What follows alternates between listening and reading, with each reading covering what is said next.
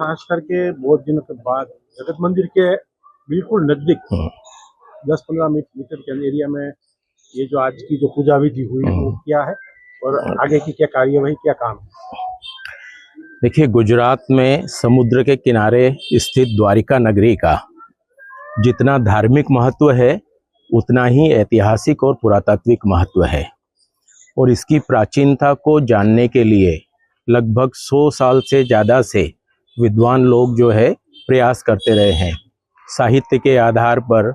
पुरातत्व के आधार पर पहले कई प्रयास हुए हैं, लेकिन जितने भी प्रयास थे वो बहुत छोटे स्तर पे, बहुत लिमिटेड थे। और 2005 से लेके 2007 तक भारतीय पुरातत्व सर्वेक्षण की अंडर वाटर आर्कियोलॉजी विंग ने भी यहाँ पे कार्य किए थे, लेकिन वो एक बहुत सीमित क्षेत्र में थे और उनसे जो प्राप्त परिणाम थे उसमें और अधिक कार्य करने की आवश्यकता थी, जिससे कि यहाँ की प्राचीनता को निर्विवाद रूप से सिद्ध किया जा सके।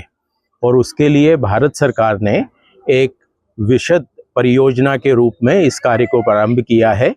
जिसमें इस प्राचीन नगर का जो ये प्राचीन जमाव है उसकी प्राचीनता को जानना, उसके अलावा समुद्र में जो अवशेष हैं पानी के अंदर उनको गोताखोरी करके उनका पूरा अध्ययन करना, और साथ ही बेट द्वारिका जो है वहाँ पर भी जो प्राचीन अवशेष हैं उनका भी विस्तृत रूप से अध्ययन करना। तो भारतीय पुरातत्व सर्वेक्षण की ओर से इन स्थलों पर व्यवस्थित रूप से कार्य किया जाएगा, जिससे कि यहाँ से प्राप्त प्रमाणों को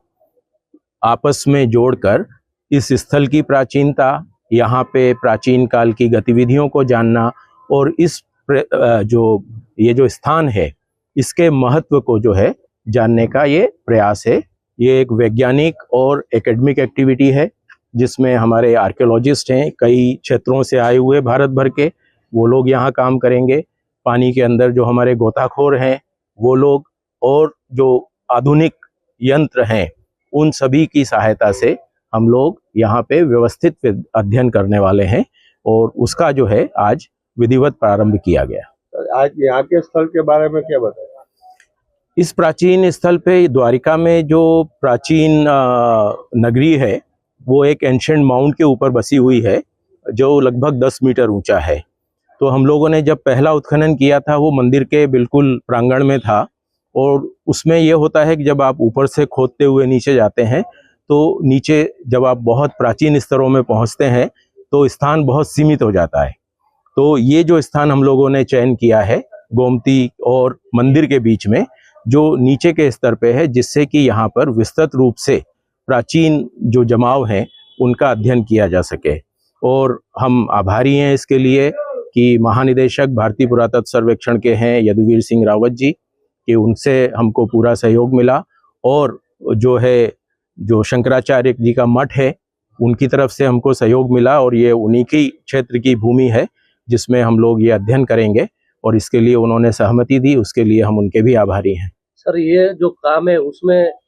कितना समय लगेगा और अपनी कौन सी टीम और कितने मेंबर्स लगे हुए हैं काम में, कितने दिन तक? पुरातत्व का काम बहुत धीमी गति से होता है, क्योंकि इसमें प्राचीन समय के जो अवशेष होते हैं उनको परत दर परत उनका अध्ययन किया जाता है,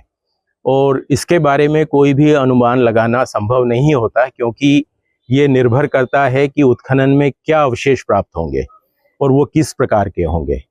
लेकिन ये जो कार्य शुरू हुआ है ये एक परियोजना के रूप में है,